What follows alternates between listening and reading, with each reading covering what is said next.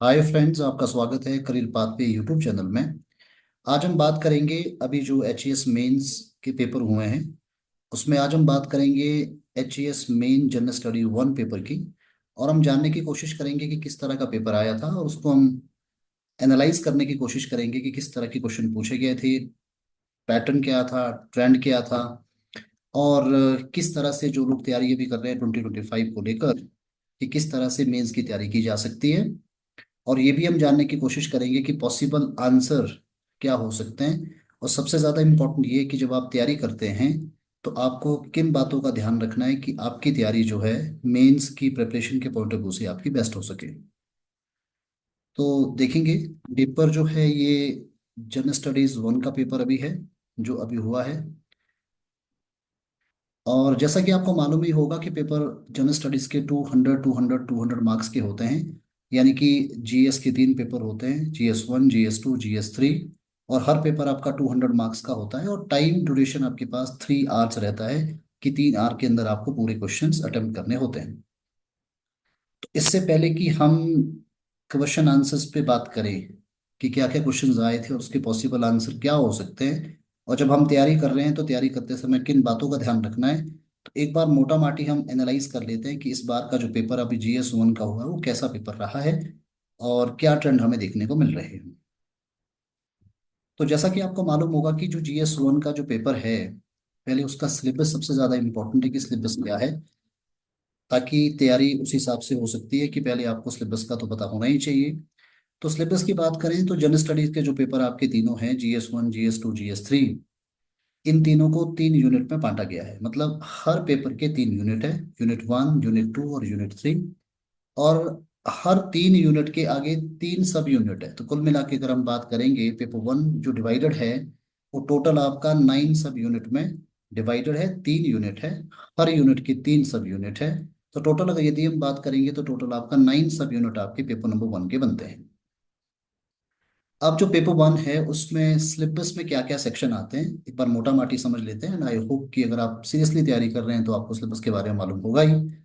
तो general studies one में art and architecture, modern history, history of Himachal Pradesh, geography of India, disaster management, geography of Himachal Pradesh, Indian society और governance के topics है। तो general studies one का जो पेपर है उसमें ये सारे पोर्शन है जो आपको कवर करने होते हैं। इन सारे पोर्शन से एग्जाम में क्वेश्चन पूछे जाते हैं। अब हम बात करेंगे कि जो मैंने आपको बताया कि 9 सब यूनिट रहते हैं, क्या सब यूनिट से इक्वल क्वेश्चन आते हैं? तो ऐसा नहीं है, वो डिपेंड करता है। कई बार कोई सब यूनिट हो सकता है कि ज़्यादा क्वेश्चन पूछे जाएं, और कई बार ये भी होता है कि कुछ सब यूनिट से हो सकता है कि कम क्वेश्चन पूछे जाए। तो नंबर ऑफ जो क्वेश्चंस हैं वो इक्वल रहेंगे ऐसा कोई पैटर्न नहीं है। कई बार किस सब यूनिट से ज़्यादा क्वेश्चन पूछे जाते हैं, और सम टाइम ये भी हो सकता है कि कोई आपका सब यूनिट है जिससे कि कंपैरेटिवली कम क्वेश्चन एग्जाम में पूछे गए हों पर्टिकुलर ईयर में, depend on the year two year. तो पहले तो बात करते हैं कि इस साल का अभी जो पेपर अभी 2024 का हुआ है उसमें क्या चीज़ें हुई हैं। तो मैं एक बार आपको पूरी स्क्रीन पे पूरा का पूरा पेपर आपको दिखा दूंगा। और अगर हम बात करें तो इस साल जैसे आपको पता है कि 2024 में एक तो पैटर्न में थोड़ा सा चेंज हमें दिखाई दे रहा है। इससे पहले जो एच के पेपर जीएस के होते थे उसमें 3 टाइप के क्वेश्चन पूछे जाते थे, 4 मार्क्स, 8 मार्क्स एंड 20 मार्क्स। अभी इस साल जो चीज़ें चेंज हुई है उसमें एक तो एलोकेशन ऑफ मार्क्स और नंबर ऑफ जो वर्ड लिमिट है उसमें काफ़ी आपको बदलाव देखने को मिल रहा है। और जनरली अब आपको 2 टाइप के क्वेश्चन पूछे जाते हैं, 8 मार्क्स के क्वेश्चन आते हैं, 12 मार्क्स के क्वेश्चन आते हैं। पहले जो था वो 4 मार्क्स, 8 मार्क्स और आपके 20 मार्क्स के क्वेश्चन थे, और टोटल नंबर ऑफ क्वेश्चन आपके 28 क्वेश्चन आते थे फ्रॉम 2016 ऑनवर्ड्स। जब से मतलब ये नया पैटर्न इंट्रोड्यूस हुआ है उसके बाद लगातार यही चल रहा था। अब इस साल क्या हुआ है कि अब जैसे 2 टाइप के क्वेश्चंस आ रहे हैं, 8 मार्क्स के क्वेश्चन आते हैं और 12 मार्क्स के क्वेश्चन आते हैं। तो कुल मिला के अब जो टोटल नंबर ऑफ क्वेश्चन है जो कि जीएस में पूछे जाते हैं, टोटल नंबर ऑफ क्वेश्चन आपके पास अब 20 क्वेश्चन एग्जाम में आ रहे हैं। तो नंबर ऑफ क्वेश्चन जो है वो काफी डिक्रीज हो गया है। पहले टोटल 28 क्वेश्चन आते थे, अब जो एग्जाम में आपको पूछे जाने वाले क्वेश्चंस हैं वो 28 से घटकर अब आपके 20 हो गए हैं। और मार्क्स जैसे मैंने आपको बता ही दिया, तो 8 मार्क्स के क्वेश्चन आते हैं और 12 मार्क्स के क्वेश्चन आते हैं। तो कुल मिला के अब जो एलोकेशन ऑफ मार्क्स इसमें भी आपको चेंजेस दिखाई देते हैं। तो अब नया जो पैटर्न है उसी के कॉन्टेक्स्ट में आपको तैयारी करने की आवश्यकता है। अब बात करते हैं कि इस बार का जो पेपर आपका मेंस का हुआ है वो कैसा पेपर रहा है। 2016 ऑनवर्ड से जितने भी अभी पेपर 2023 तक हुए थे एचईएस के जीएस के, उसमें बिल्कुल सीधे सीधे क्वेश्चन आते थे। मतलब सीधा सवाल है, उसका बिल्कुल सीधा जवाब है। बहुत ज़्यादा एनालिटिकल क्वेश्चन का स्कोप अभी एग्जाम में नहीं था। लेकिन इस साल जो आपको ट्रेंड देखने को मिल रहा है कि ट्रेंड इस बार थोड़ा सा चेंज हो गया है। यानी कि जिस तरह के क्वेश्चन अभी इस बार के एग्जाम में पूछे गए वो थोड़े से हटके हैं। और आप इसको यूं कहें तो यूपीएससी की तर्ज पर अब पूरा का पूरा पेपर जो बनाने की कोशिश की गई है, क्योंकि हर क्वेश्चन में अब जो है ओपिनियन के लिए स्कोप खुल गया है। मतलब जैसे पहले एग्जाम में क्वेश्चन आते तो बिल्कुल सीधे क्वेश्चन है, अगर आपने पढ़ा है तो उसका आप सीधा आंसर लिख सकते थे। लेकिन अब जो है हर क्वेश्चन में ब्रेनस्टॉर्मिंग आपके लिए बहुत इंपॉर्टेंट है। आपको अपना व्यू पॉइंट तैयार रखना पड़ेगा। और साथ में एनालिटिकल क्वेश्चन का स्कोप थोड़ा सा बढ़ गया है, डायरेक्ट कोई भी क्वेश्चन अब एग्जाम में नहीं आ रहा है।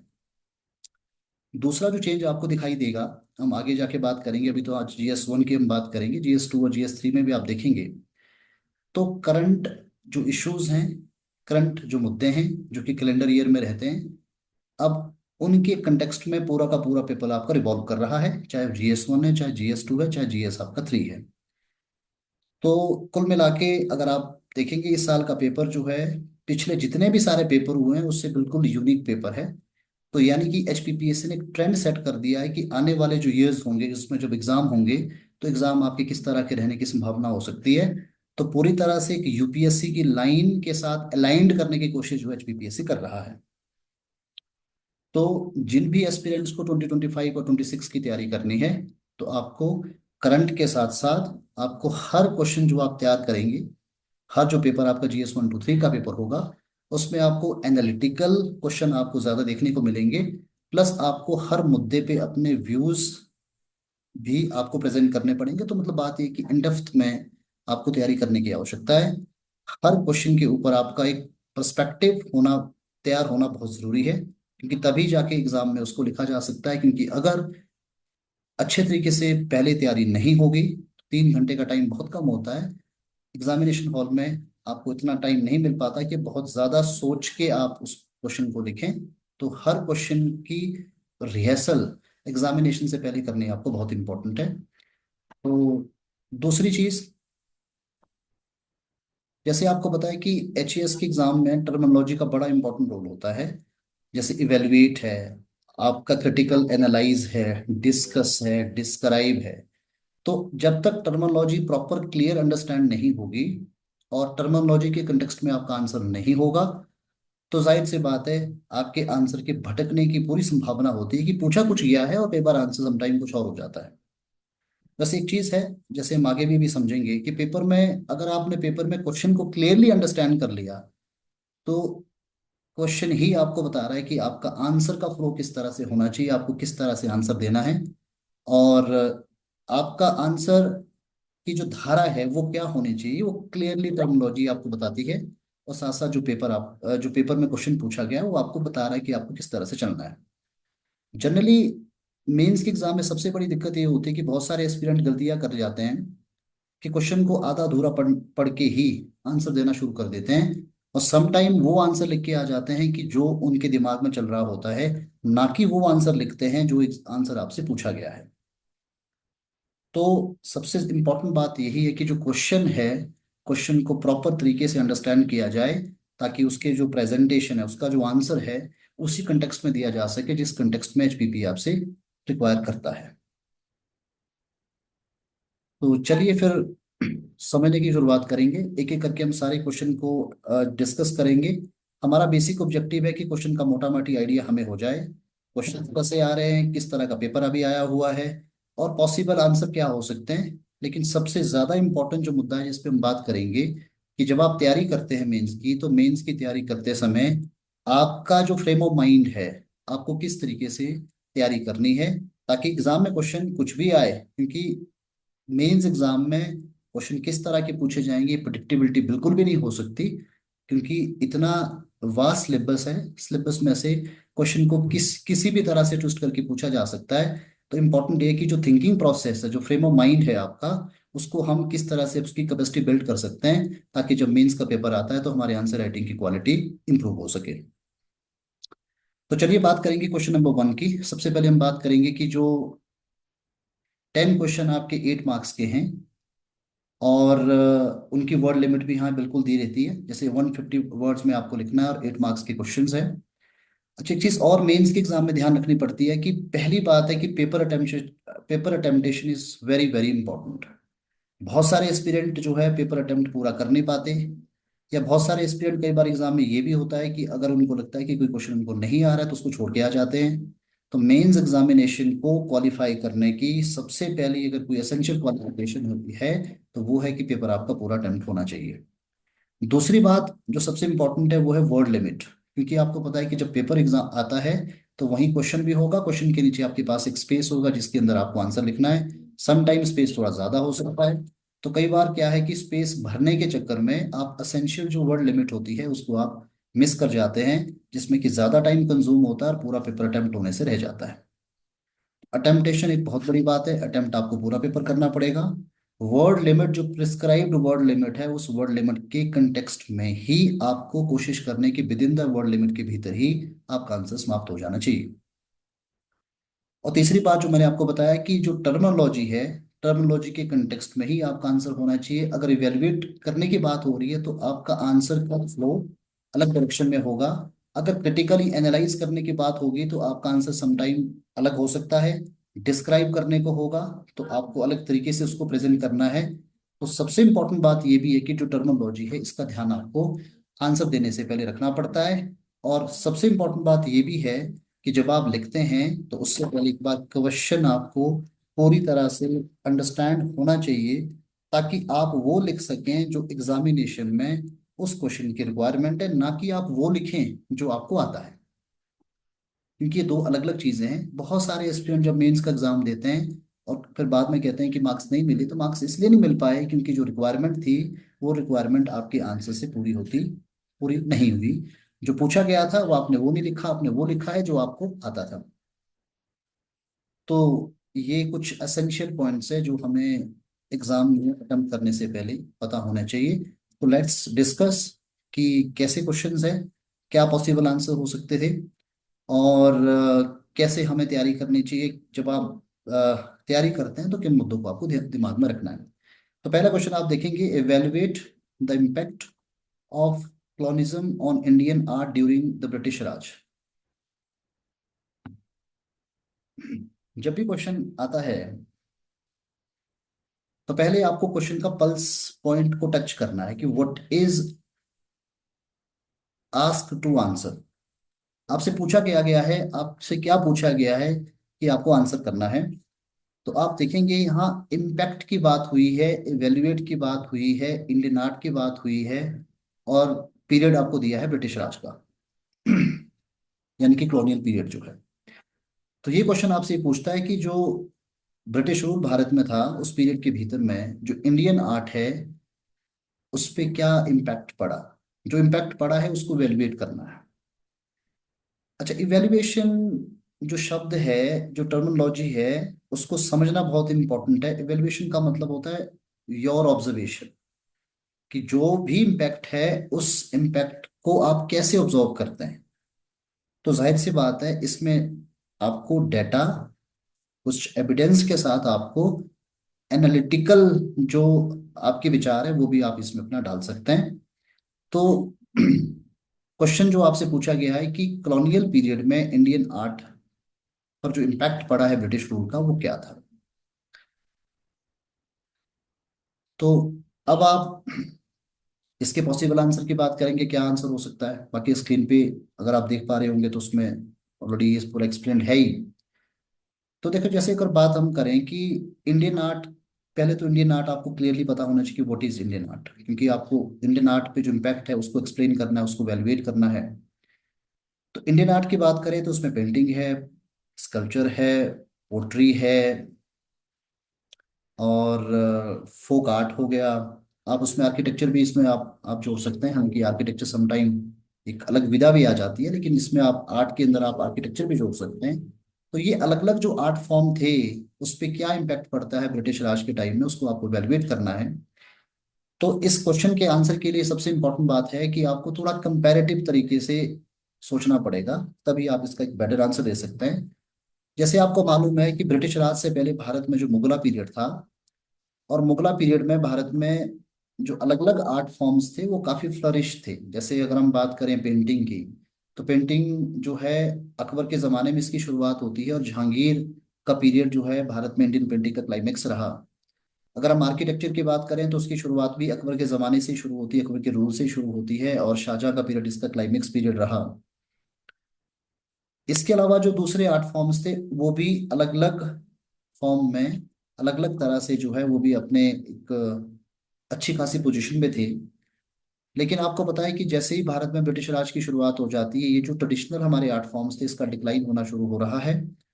और डिक्लाइन होना शुरू हो रहा है, अब डिक्लाइन इसलिए हो रहा है कि दो फैक्टर उसके पीछे हैं। एक फैक्टर तो ये है कि ब्रिटिश राज के बाद अब नई टेक्निक्स का डेवलपमेंट होता है, नई टेक्निक्स भारत आती है, ब्रिटिशर के साथ भारत में नई टेक्निक्स आई।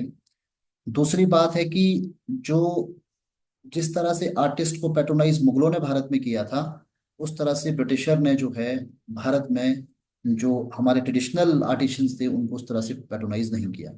तो जाहिर सी बात है कि जब आप इसका आंसर लिखेंगे तो उसमें जो आपका फ्लो ऑफ ओपिनियन होगा या फ्लो ऑफ आपका राइटिंग होगा, वो डिक्लाइन की तरफ ही इसको आप मेंशन करेंगे कि डिक्लाइन हुआ है। डिक्लाइन जैसे मैंने कहा कि अलग अलग आर्ट फॉर्म का डिक्लाइन हुआ है, उसके पीछे दो बड़े फैक्टर थे कि अब ब्रिटिश रूल के आने के कारण जो है नई आर्टिस्टिक टेक्निक्स आती है, वेस्टर्न आर्टिस्टिक जो टेक्निक्स आई, वो सबसे बड़ा फैक्टर आप उसमें कह सकते हैं। दूसरा फैक्टर ये है कि जो लोकल आर्टिशियंस थे, जिस तरह से मुगलों ने उनको पैट्रोनाइज किया, उस तरह का जो पैट्रोनाइजेशन है अब इंडियन आर्टिस्ट को ब्रिटिश रूल में देखने को नहीं मिलता। तो ये सबसे बड़ा दो बड़े फैक्टर्स है जिसके कारण जो है ये जो आर्ट फॉर्म भारत का है ये बिल्कुल एक तरह से डिक्लाइन के रास्ते पे चलना शुरू हो गया। तो जब भी आप आंसर लिखेंगे तो आप इस तरह से इस क्वेश्चन को आप आंसर कर सकते हैं। आगे हम बात करेंगे क्वेश्चन नंबर सेकंड, आप देख सकते हैं, trace the development of social religious reform in western India during the 19th century. तो ये क्वेश्चन आपसे पूछा गया है, और आपको बताया कि क्वेश्चन जो आपका सोशल रिलीजियस जो मूवमेंट्स भारत में हुए वहां से है। पहला क्वेश्चन आर्ट एंड आर्किटेक्चर से था, दूसरा क्वेश्चन आप देख सकते हैं तो ये मॉडर्न हिस्ट्री से क्वेश्चन है।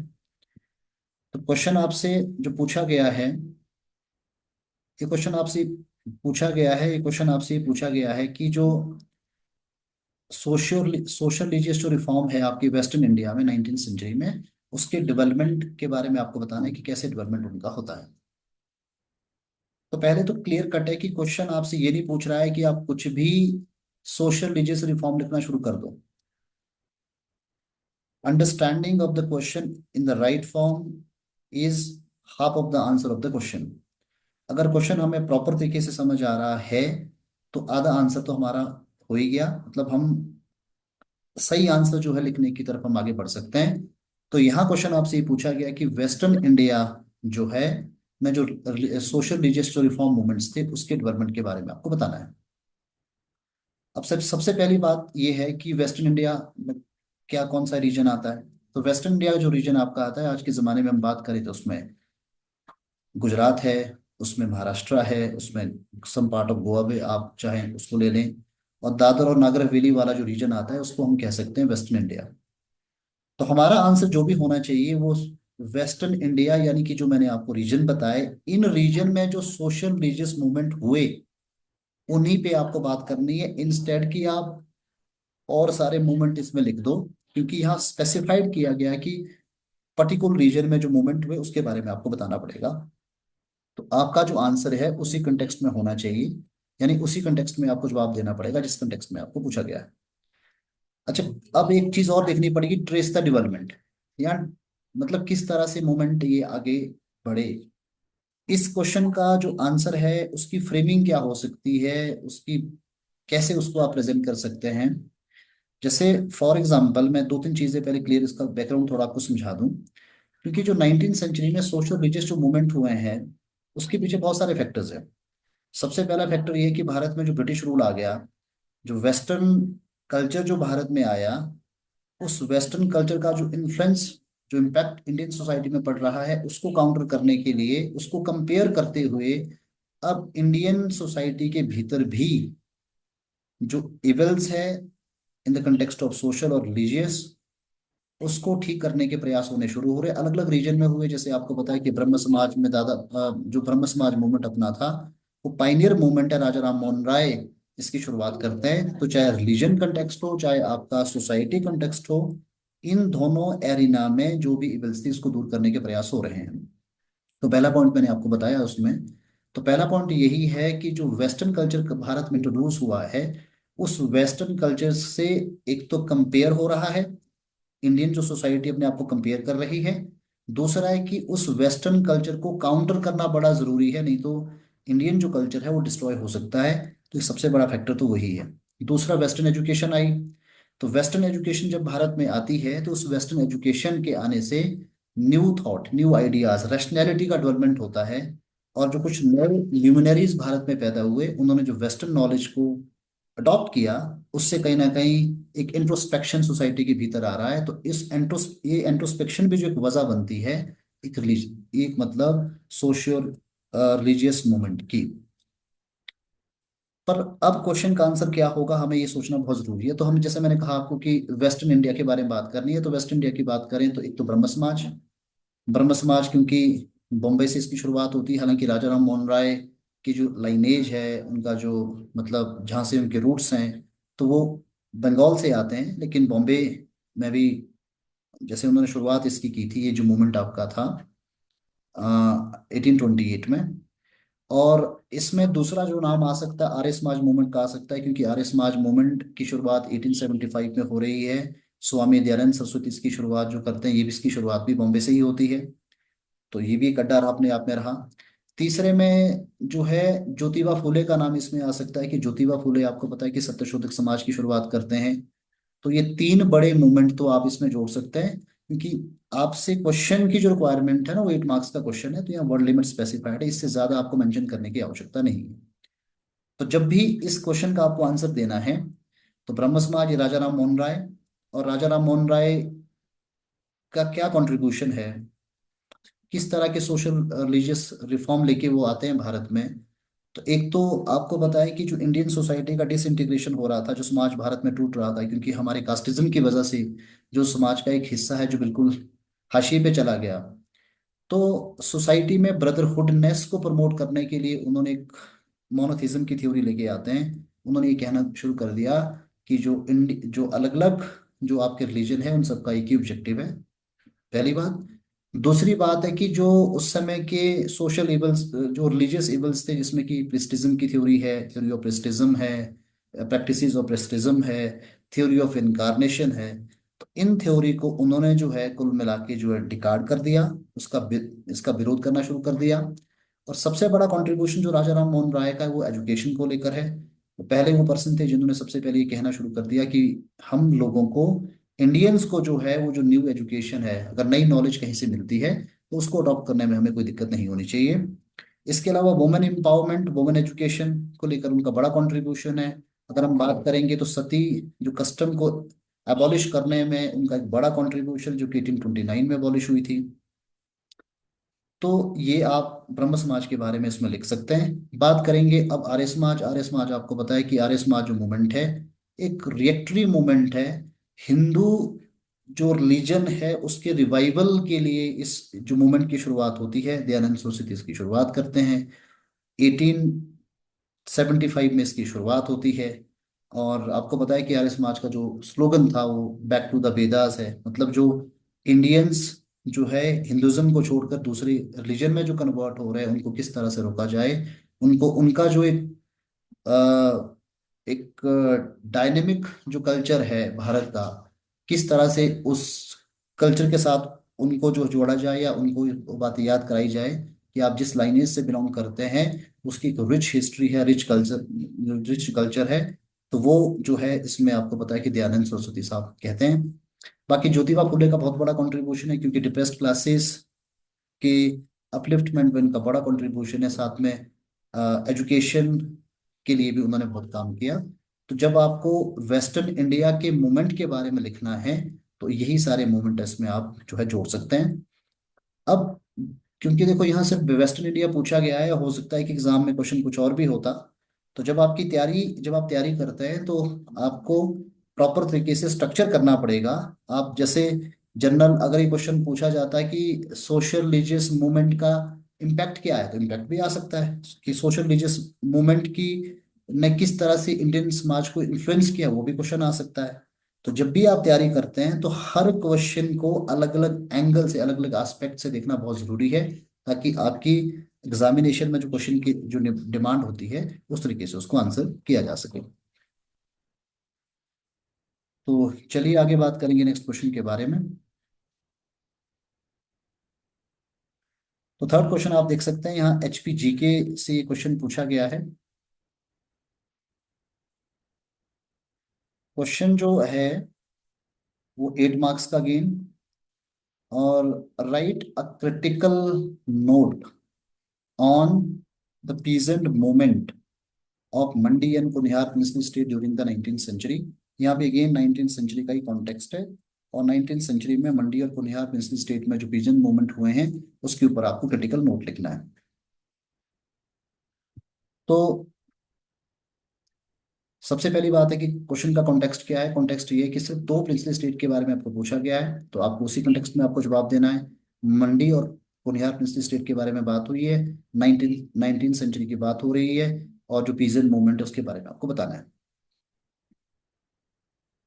पहले तो मैं थोड़ा सा इसका बैकग्राउंड आपको बता दूं।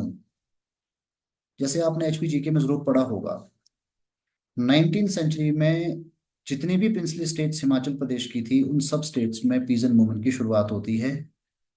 और पीजेंट मूवमेंट की जो पीजेंट मूवमेंट अलग अलग स्टेट में हमारी अलग अलग रियासतों में हुए, उसके पीछे की वजह क्या थी कि टैक्सेशन बहुत हाई है, या कुछ रियासतों ने टैक्सेशन को बहुत ज़्यादा बढ़ा दिया है, टैक्सेशन बहुत ओप्रेसिव है, और बेगार कस्टम भी लगभग मेजोरिटी ऑफ प्रिंसली स्टेट में उस समय चल रहा था। तो ये जो मूवमेंट हो रहे हैं, इन मूवमेंट का जो बैकग्राउंड है, ये मूवमेंट की जो शुरुआत है इसलिए हो रही है, जो टैक्सेशन हाई और ओप्रेसिव टैक्सेशन है उससे किस तरह से लोगों को रिलीफ मिल सके, और जो मिसरूल राजा का चल रहा है उस मिसरूल को किस तरह से जो है समाप्त किया जा सके, या किस तरह से प्रिंसली स्टेट पे प्रेशर क्रिएट किया जा सके ताकि लोगों को रिलीफ मिल सके। अब ये जो क्वेश्चन है ये क्वेश्चन आपसे थोड़ा सा फैक्ट्स भी चाहेगा।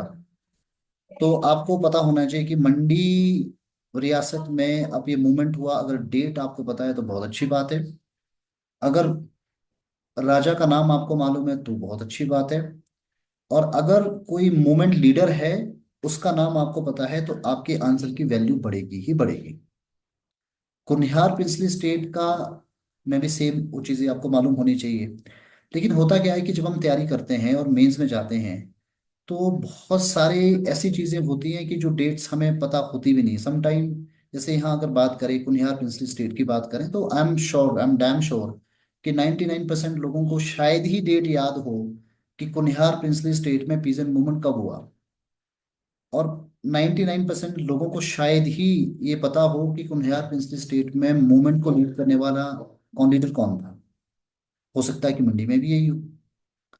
लेकिन आपको आंसर देना है, और आपको कोशिश करनी है कि आपका आंसर बेटर हो सके, क्योंकि मेंस ही तो सिलेक्शन है। अगर मेंस में अच्छे मार्क्स नहीं आएंगे तो सिलेक्शन नहीं होगा। तो ऐसे क्वेश्चन को कैसे टैकल करेंगे, क्या करना चाहिए।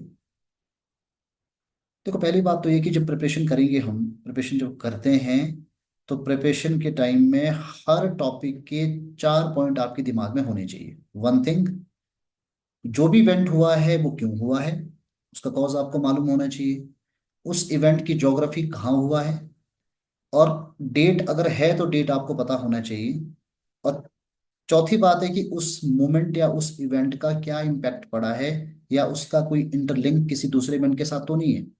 जब भी तैयारी करेंगे मेंस एग्जाम में बहुत ज्यादा पढ़ने की जरूरत नहीं है।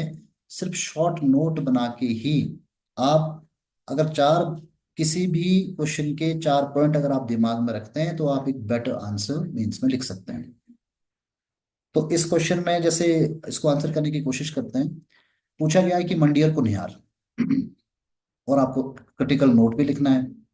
तो मंडी में तो आपको पता है कि भवानी सेन का शासनकाल है। भवानी सेन के शासनकाल में सरका घाट रीजन है, सरका घाट एपिसेंटर है जहाँ मूवमेंट की शुरुआत होती है। और जीवानंद पादा वहाँ के वजीर है, भवानी सेन के वजीर है। भवानी सेन के जो दीवान है, उनका जो मिस गवर्नेंस वहाँ चल रहा है, उन्होंने जो नया टैक्सेशन सिस्टम वहाँ लॉन्च किया है उसके अगेंस्ट इस मूवमेंट की शुरुआत होती है। और शोभाराम जो सरका घाट के थे इस मूवमेंट के लीडर है। अगर आप ये पॉइंट डालेंगे तो आई होप कि आपके आंसर की जो वैलिडिटी है, आपके आंसर की जो क्वालिटी है, वो निश्चित तौर पे आपकी इनहेंस हो जाएगी। वैसे ही कुनिहार, कुनिहार में भी अगर हम बात करें तो बिल्कुल सेम वही है कि यहाँ भी टैक्सेशन को लेकर रिवोल्ट चल रहे हैं। अब जैसे अगर आप देखेंगे तो कुनिहार में लीडर का नाम बड़ा मुश्किल है आइडेंटिफाई करना कि लीडर कौन था।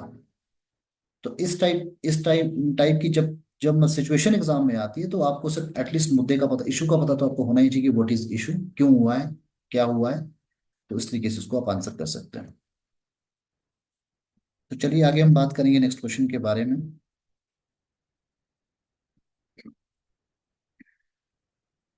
नेक्स्ट क्वेश्चन आप देख सकते हैं, why is western coastal plain is devoid of any delta, explain. तो ये जो क्वेश्चन आपसे पूछा गया है ये ज्योग्राफी से क्वेश्चन है, इंडियन ज्योग्राफी से है।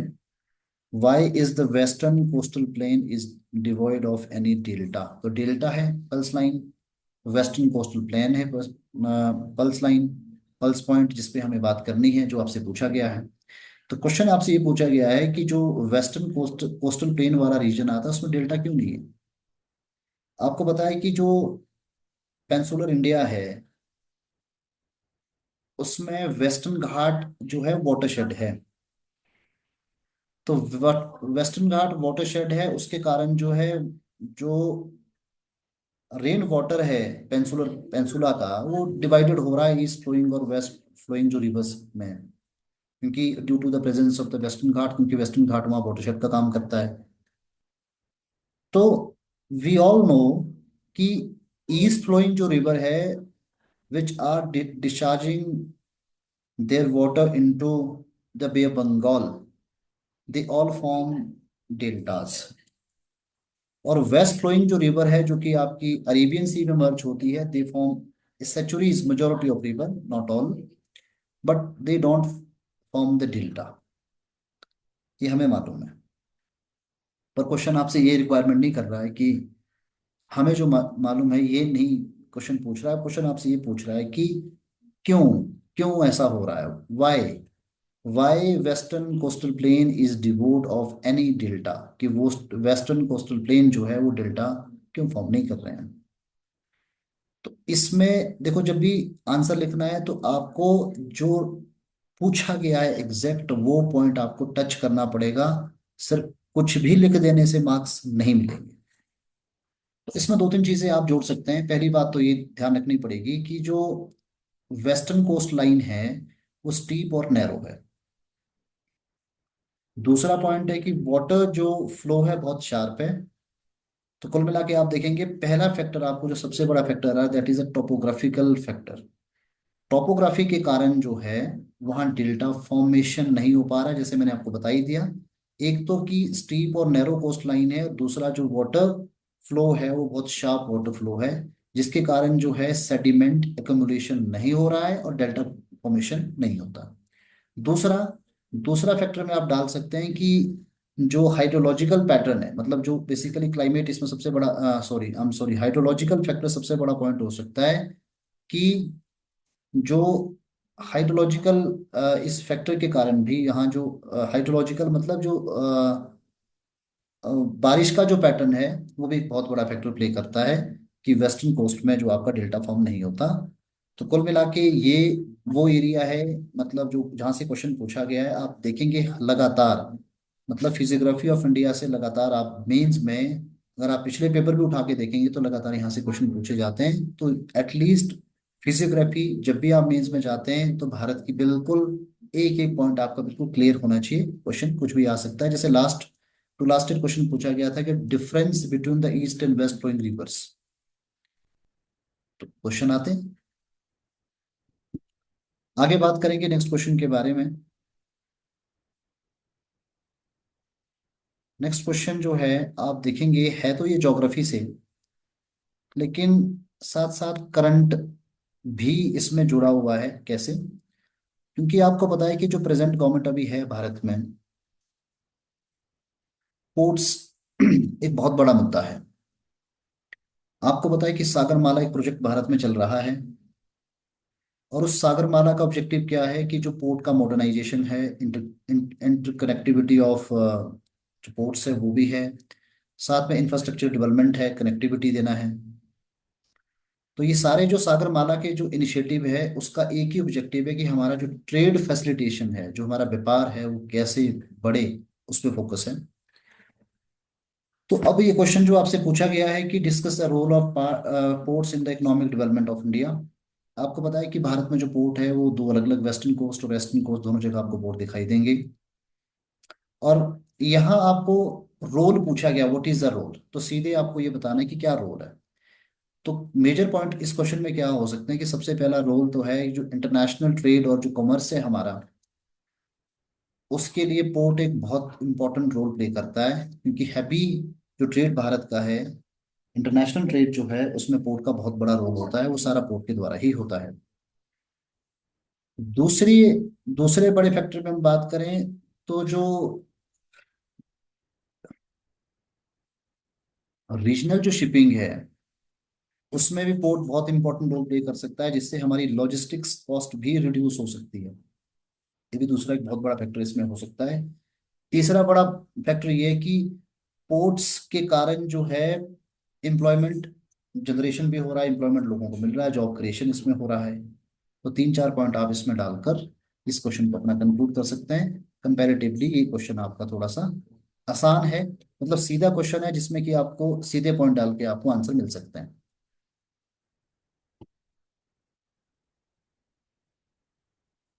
आगे बात करेंगे नेक्स्ट क्वेश्चन के बारे में।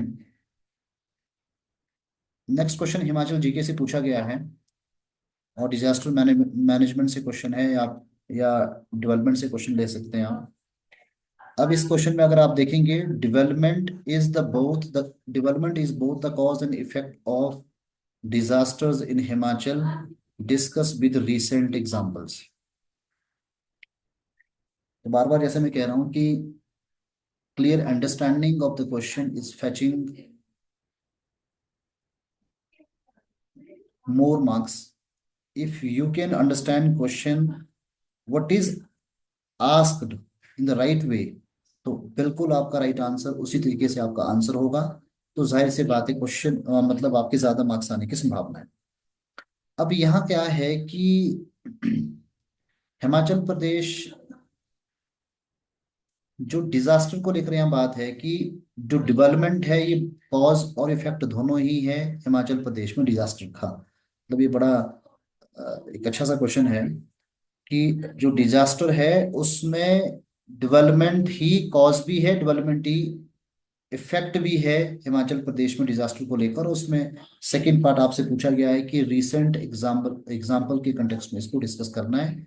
अगर अभी एक दो साल में जो कुछ अगर आपके पास एग्जाम्पल है, अगर आप उसको लिखेंगे, तो जाहिर सी बात इसमें आपको जो है अच्छे मार्क्स मिल सकते हैं। तो सबसे पहले बात करेंगे कि कैसे इस क्वेश्चन को हम टैकल कर सकते हैं, क्या इस क्वेश्चन को लेकर हमारी अप्रोच हो सकती है।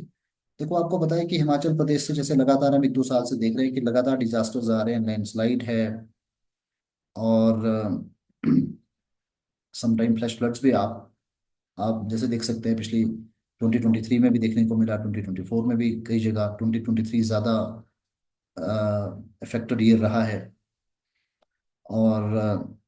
और भी जैसे आपको बताया कि क्लाउड बस्टिंग भी हिमाचल प्रदेश में होती रहती है अलग अलग भागों में, अभी भी हुआ, जैसे समेज रामपुर में क्लाउड बस्टिंग हुई।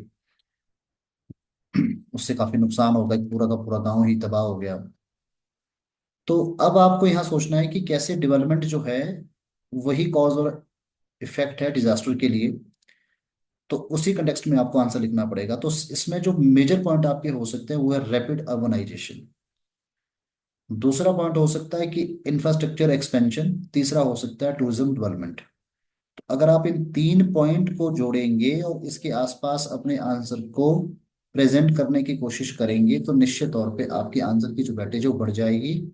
तो rapid urbanisation, infrastructure expansion, tourism development, क्योंकि ये जो मुद्दे हैं इसके लिए आपको बताया कि डिफॉरेस्टेशन हो रहा है, लैंड डेग्रेडेशन हो रहा है, अर्बनाइजेशन के लिए जंगल काटे जा रहे हैं, इंफ्रास्ट्रक्चर एक्सपेंशन तभी होगा जब हमारे जो जंगल है वो काटे जाएंगे, जो लैंड का डिग्रेडेशन हो रहा है, लैंड का डिग्रेडेशन होगा उससे। तो निश्चित तौर पे अब हिमाचल जैसी एक हिमालयन फ्रेजाइल जो टोपोग्राफी है हिमाचल प्रदेश की, उसमें आपको बताया कि जब फ्रेजाइल से बात है यहाँ लैंडस्लाइड जैसा फिनोमेना इसलिए हो रहा है क्योंकि ये तीन बड़े फैक्टर हमने कवर कर लिए, और फ्लैश फ्लड, तो तीन बड़े फैक्टर आप इस क्वेश्चन के आंसर में उसको दे सकते हैं। और रिसेंट एग्जांपल अगर आप डालेंगे तो निश्चित तौर पे आपकी क्वेश्चन की जो आंसर की जो क्वालिटी है वो निश्चित तौर पे इंप्रूव हो जाएगी।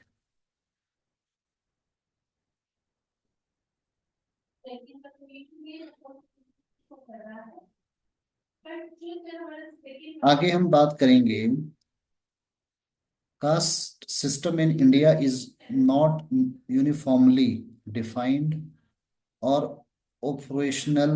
How do you think the caste system in Himachal Pradesh is different from its neighboring states? तो ये क्वेश्चन जो है HPGK से पूछा गया है। और सोसाइटी, अगर आप टॉपिक ले सकते हैं तो सोसाइटी वाले पार्ट से, caste system in Himachal Pradesh, caste system in Himachal Pradesh is not uniformly defined और operational. How do you think that the caste system is Himachal Pradesh is different from its neighbouring state? तो क्लियरली दो चीजें यहाँ इस क्वेश्चन में आपसे है, एक तो कास्ट सिस्टम जो है यूनिफॉर्म यूनिफॉर्म नहीं है हिमाचल प्रदेश में, एक डिफाइंड सिस्टम नहीं है कास्ट का। दूसरा जो है, जो कास्ट सिस्टम हिमाचल प्रदेश का है वो नेबरिंग जो स्टेट्स है हमारी उससे कैसे डिफरेंट है ये आपको बताना है। तो आंसर की जो रिक्वायरमेंट है वो तो अलग हेड पे है, पहला एंड जो आपका है वो तो क्वेश्चन ही आपको बता रहा है कि it is not uniformly defined, defined caste system हमारे हिमाचल प्रदेश का नहीं है। साथ में जिस बात पे आपको मेजर एम्फेसाइज करना है कि जो नेबरिंग स्टेट्स है उससे किस तरह से हिमाचल प्रदेश का जो कास्ट सिस्टम है ये डिफरेंट कास्ट सिस्टम है। तो पहला पॉइंट हम ये जानने की कोशिश करेंगे कि हिमाचल प्रदेश का जो यूनिफॉर्मली डिफाइंड कास्ट सिस्टम नहीं है इसमें क्या है भैया, मतलब अगर हम इसको समझें कि बाकी स्टेट से, नेबरिंग स्टेट से क्यों अलग है ये, इसमें दो तीन बड़े फैक्टर आ सकते हैं। एक तो सबसे बड़ा फैक्टर है रीजनल हिस्ट्री हमारी, क्योंकि उत्तर प्रदेश, बिहार, पंजाब, हरियाणा, उत्तराखंड, यहाँ अगर हम कास्टिज्म देखेंगे तो उसके अलग फैक्टर है, लेकिन हमारे हिमाचल प्रदेश का जो कास्ट सिस्टम है वो रीजनल हिस्ट्री के साथ कनेक्टेड है। दूसरा ज्योग्राफी बहुत बड़ा फैक्टर है। और तीसरा जो यहाँ की सोशियो इकोनॉमिक जो कंडीशन है वो हिमाचल प्रदेश के कास्ट सिस्टम को बाकी के कास्ट सिस्टम से, जो नेबरिंग जो स्टेट्स है उनके कास्ट सिस्टम से हमारा जो कास्ट सिस्टम है थोड़ा सा अलग हो जाता है। तो आप अगर इन पॉइंट को डालेंगे तो निश्चित तौर पर आप इस क्वेश्चन की जो आपकी वैल्यू है, यानी कि जो वैल्यू एडिशन आपको इस क्वेश्चन में मिल जाएगा। इस तरह से ये 10 क्वेश्चंस थे। और बहुत ज़्यादा डीप अगर बात हम करेंगे तो थोड़ा वीडियो ज़्यादा बड़ा लंबा हो जाएगा, तो मैं चाहता हूँ कि मोटा माटी आइडिया मिल जाए पेपर कैसा है, क्वेश्चंस कैसे हैं, आपकी ब्रेनस्टॉर्मिंग क्या होनी चाहिए, आपको कैसे क्वेश्चन को अप्रोच करना है, ये सारे मुद्दे जिस पे हम बात करेंगे आगे। अब हमारे पास जो क्वेश्चन आप देखने को मिल रहा है, अब सेकंड पार्ट शुरू हो रहा है। अब अगले जो 10 क्वेश्चंस है वो आपके पास 12 मार्क्स के हैं, और यहाँ वर्ड लिमिट आपको स्पेसिफाइड की गई है 225। तो वर्ड लिमिट को भी जब आप अटेम्प्ट करेंगे तो वर्ड लिमिट आपको बिल्कुल ध्यान में रखनी है। 12 मार्क्स के अब क्वेश्चन हैं, जैसे इससे पहले हमने कवर करने की कोशिश की कि 10 क्वेश्चन आपके जो 8 मार्क्स के आते हैं, अब 12 क्वेश्चन जो आपके पास आएंगे, 10 जो हैं वो 12 मार्क्स के होंगे। क्वेश्चन नंबर 11 हम डिस्कस करेंगे, highlight the similarities and differences in Bal Gangadhar Tilak and Mahatma Gandhi approach to the Indian freedom struggle. ये क्वेश्चन मॉडर्न हिस्ट्री से पूछा गया है। अब ये क्वेश्चन भी आप देखेंगे तो इसमें भी एक अच्छा क्वेश्चन आपको देखने को मिलेगा, यानी कि महात्मा गांधी और तिलक का जो इंडियन फ्रीडम स्ट्रगल है उसमें जो कंट्रीब्यूशन है या उसको लेकर जो उनकी अप्रोच है उसमें जो सिमिलैरिटी और डिफरेंसेस को आपको आइडेंटिफाई करना है कि महात्मा गांधी और बाल गंगाधर तिलक के बीच में क्या सिमिलैरिटीज थी, किस बात को लेकर, इंडियन फ्रीडम स्ट्रगल की अप्रोच को लेकर क्या सिमिलैरिटी थी और क्या दोनों में डिफरेंसेस थे। तो चलिए सबसे पहली बात करते हैं सिमिलैरिटीज को। तो सिमिलैरिटी पे जब हम बात करेंगे तो सबसे पहली बात है कि दोनों का एजेंडा एक ही है, इंडिपेंडेंस। तो इंडिपेंडेंस को लेकर दोनों जो लीडर है वो काम कर रहे हैं, दोनों की अप्रोच एक ही पॉइंट को लेकर है कि इंडिपेंडेंस चाहिए हमें। और दोनों की जो अप्रोच है वो सेल्फ रेलियंस और सेल्फ गवर्नेंस को लेकर है, चाहे महात्मा गांधी हो चाहे आपका तिलक है। तो ये कुछ पॉइंट आप इसमें डाल सकते हैं। अब बात करेंगे डिफरेंसेस में क्या है, दोनों में क्या डिफरेंसेस है। तो डिफरेंसेस में आपको बताया कि तिलक जो है, जब भारत में स्वदेशी मूवमेंट हुआ था 1905 के बाद जब पार्टीशन ऑफ बांग्ला हुआ, उसके बाद जो है तिलक का एक बड़ा रोल रहा। और तिलक की जो अप्रोच थी ब्रिटिश इंडियन कॉजेस को लेकर वो थोड़ी रेडिकल थी, वो रेडिकल अप्रोच कह सकते हैं आप। और वो क्योंकि तिलक जो इंडियन हिस्ट्री में वो एक्सट्रीमिज्म जो फिलोसफी है, एक्सट्रीमिज्म जो आइडियोलॉजी है उसको बिलोंग करते हैं, उस स्कूल को रिप्रेजेंट करते हैं। तो उनका जो वे ऑफ डूइंग है, जो उनके मीन्स है, वो डायरेक्ट एक्शन पे बात करते हैं। तो ये दो पॉइंट इसमें आप डाल सकते हैं, एक तो जैसे मैंने कहा कि रेडिकल फिलोसफी से है और दूसरा डायरेक्ट एक्शन पे वो बात करते हैं, कन्फ्रंट पे वो बात करते हैं, कन्फ्रंट उनका जो मेथड है। अगर दूसरी तरफ हम महात्मा गांधी की बात करें तो महात्मा गांधी जो है एक इंडियन मासिस को प्रिपेयर करना चाहते हैं, सत्याग्रह उनका मीन है ना, सत्याग्रह उनका मीन है, नॉन वायलेंस इनका मीन है, ट्रुथ उनका मीन है। तो दोनों में अगर हम देखेंगे ऑब्जेक्टिव एक है, लेकिन जो मीन्स है, जो उस एंड को अचीव करने का जो रास्ते हैं, दोनों में हमें जो देखने को मिलता है कि डिफरेंसेस है। तो इस तरह से इस क्वेश्चन को भी आप अप्रोच कर सकते हैं। आगे नेक्स्ट क्वेश्चन पे बात करेंगे, क्वेश्चन नंबर 12 आप देख सकते हैं। Give an account of the various international crisis during 1904 to 1914 AD which led to the first world war। और ये क्वेश्चन जो है आपका वर्ल्ड हिस्ट्री से पूछा गया है, वर्ल्ड हिस्ट्री के कुछ टॉपिक आपके हैं। और अगर इससे पहले भी अगर आप देखते रहे हैं पेपर, तो एचएस के पेपर में एक तो 100% क्वेश्चन आता ही था। वर्ल्ड वर्ल्ड वर्ल्ड हिस्ट्री से जो वर्ल्ड वर्ल्ड हिस्ट्री से तो क्वेश्चन आता ही रहा है, सम टाइम आपके दो क्वेश्चन भी आ जाते हैं। तो वर्ल्ड हिस्ट्री के हालांकि बड़े सिलेक्टिव टॉपिक्स हैं, पर जैसे अब नंबर ऑफ क्वेश्चन आपके 28 से 20 हो गए हैं, तो एक दो क्वेश्चन आपको जरूर यहाँ से देखने को मिलेगा। तो वर्ल्ड हिस्ट्री भी सिलेक्टिवली आपको अच्छे तरीके से प्रिपेयर करनी पड़ेगी, वहां से भी आपको क्वेश्चन देखने को मिलेगा। जैसे यहाँ आपसे क्वेश्चन पूछा गया है कि फर्स्ट वर्ल्ड वॉर जो जो हुआ, उसके पीछे जो 1904 से 1914 के बीच के जो इंटरनेशनल क्राइसिस है, जिन अलग अलग क्राइसिस ने इसको कंट्रीब्यूट किया जिससे कि वर्ल्ड वॉर फर्स्ट ब्रेकआउट हो गया, वो सारे फैक्टर आपको लिखने पड़ेंगे। तो इस क्वेश्चन को आप इस तरीके से अप्रोच कर सकते हैं। आगे बात करेंगे, नेक्स्ट क्वेश्चन आप।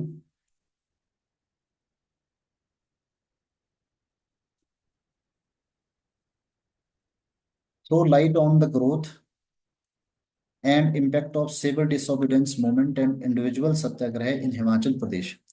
आप देख सकते हैं कि इससे पहले जितने भी पेपर एचएस के होते थे बिल्कुल सीधे सीधे क्वेश्चन हिमाचल प्रदेश से आते थे। लेकिन जितने भी अभी तक हमने एचपी जीके वाले क्वेश्चन भी अगर हमने सॉल्व किए हैं, तो हर क्वेश्चन जो है वो ट्विस्टेड है, सीधा सवाल नहीं है। मतलब हर क्वेश्चन में आपको ब्रेनस्टॉर्मिंग करनी पड़ेगी।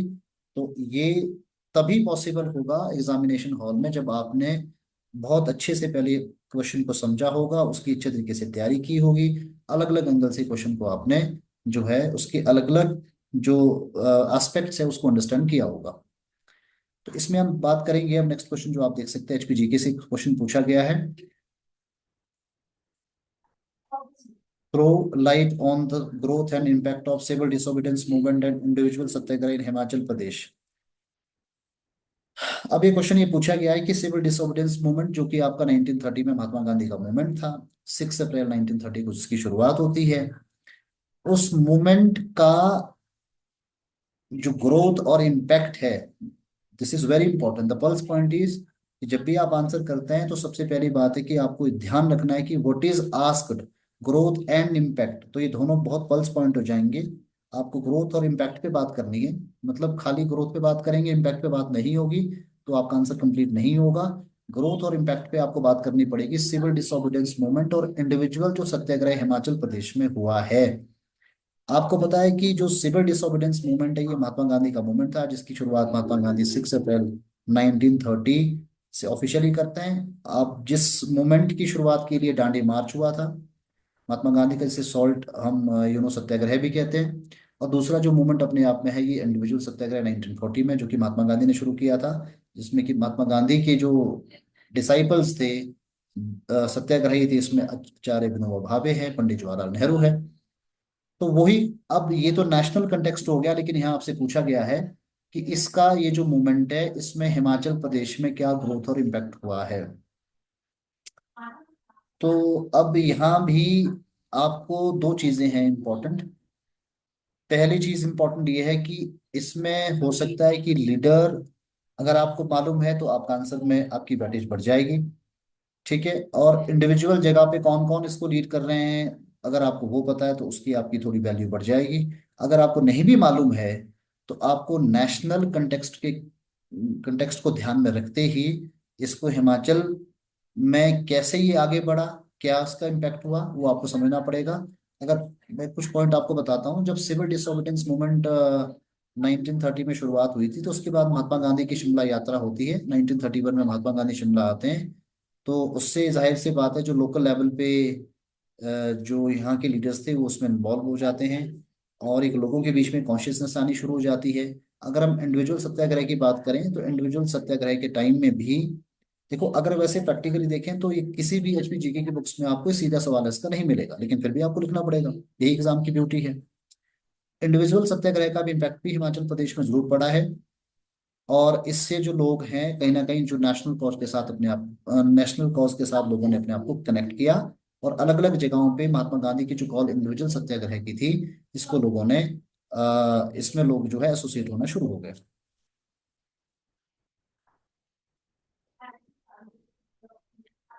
चलिए तो आगे हम बात करते हैं नेक्स्ट क्वेश्चन के बारे में। Suggest measures to mitigate the disaster caused by landslides in India. तो ये डिजास्टर मैनेजमेंट से क्वेश्चन है और कंपैरेटिवली ठीक ठाक क्वेश्चन है, टैकल किया जा सकता है, और अच्छे पूरे पूरे नंबर आने की संभावना इस क्वेश्चन में है, क्योंकि सीधा सवाल है और ऐसे क्वेश्चन जनरली आपको पॉइंट फॉर्म में ही लिखने होते हैं।